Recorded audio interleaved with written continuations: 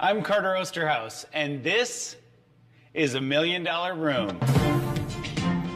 We're getting an exclusive look inside the most spectacular $1 Million rooms around the globe. From an outrageous backyard island paradise that is the ultimate in outdoor entertainment. So at a push of a button, this massive 2.5-ton wall comes to life. To one of the most expensive rooms ever built. How long did you say it took to do this? 2 years. And how much money? $12 million. This might be the most expensive room I've ever stepped foot in. And a heavenly rooftop pool with an eye-opening $1 million feature. With a flip of the switch, we get magic. We're going outdoors. It's an all-access pass to the most luxurious and expensive rooms in the world.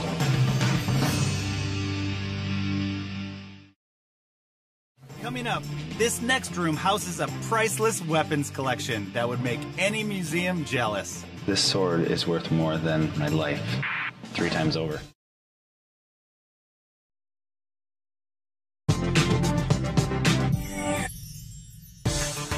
Our tour through the world's most amazing rooms now brings us to Miami, Florida, and an outrageous 40th floor South Beach penthouse with one of the most expensive great rooms ever created.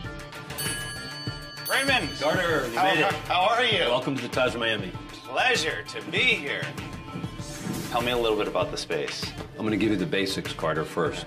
It's a 6,000 square foot home, 3 stories with an elevator, and the room you're going to see is going to blow your mind. It's a $12 million room. $12 million? You're going to love it. Oh, this is going to be a treat.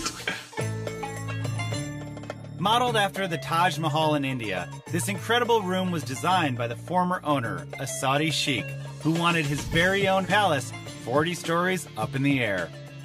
Carter, welcome to the Taj Miami.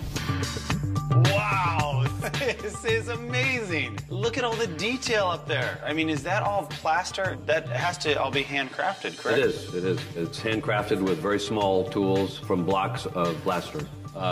27 master craftsmen from Morocco were brought here, and they stayed in this workspace for 2 years before they finished.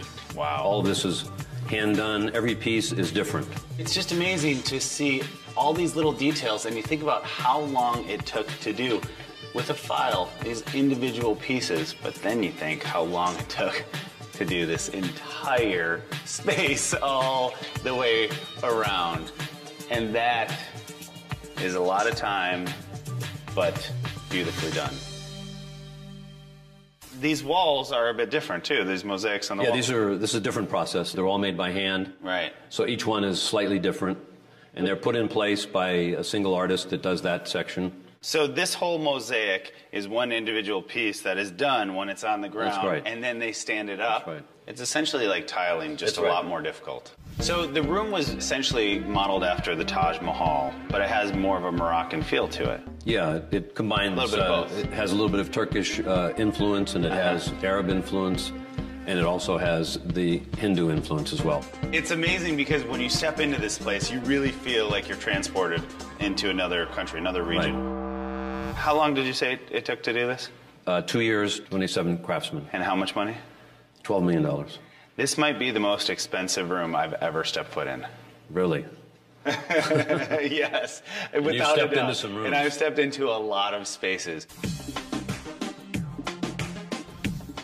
I love the mosaic, but I love a piece of art like this with a snake and a rooster. Do you know the story behind this? Well, this is one of those stories that everybody talks about, but never happened to them. The owner, he bought it for $1,000 in a Argentinian flea market, and then had curators look at it, and it turns out that it's worth in the hundreds of thousands of dollars. Are you serious? It's Chinese. Oh my gosh, and gold plated. And this is bronze, it's Chinese bronze. This is all bronze in here too, correct? Yes. And all the chandeliers in here, are they all gold plated? Yeah, they're gold plated in crystal. They were brought in and selected by the sheik when he had it. What was the price tag on these chandeliers? 30 years ago, they were $500,000 for these 4 that are in here. Those are pricey chandeliers.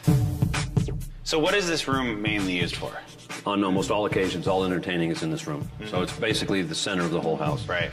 The family spends 90% of their time in this room. The owner is an expert in historical weapons, and he uses the Taj Miami to house part of his amazing collection, which is one of the most valuable in the world. Now, I see numerous weapons, from guns to swords to spears. Do you mind if I grab one? Oh, I think you should. You should. Oh, you even get the sound on that. That is amazing. I think this is one of the family members of Napoleon for that sword. That's one of their treasures, I think. This sword is worth more than my life 3 times over. But look how big that thing is. Ready for the Crusades. If you're ready for the Crusades, the history behind this sword alone, and I'm just playing around with it like I'm a little kid. And if you want to get a better look at your surroundings, the Taj's doors open up to an all-glass solarium where you can truly appreciate this room's unique Miami location.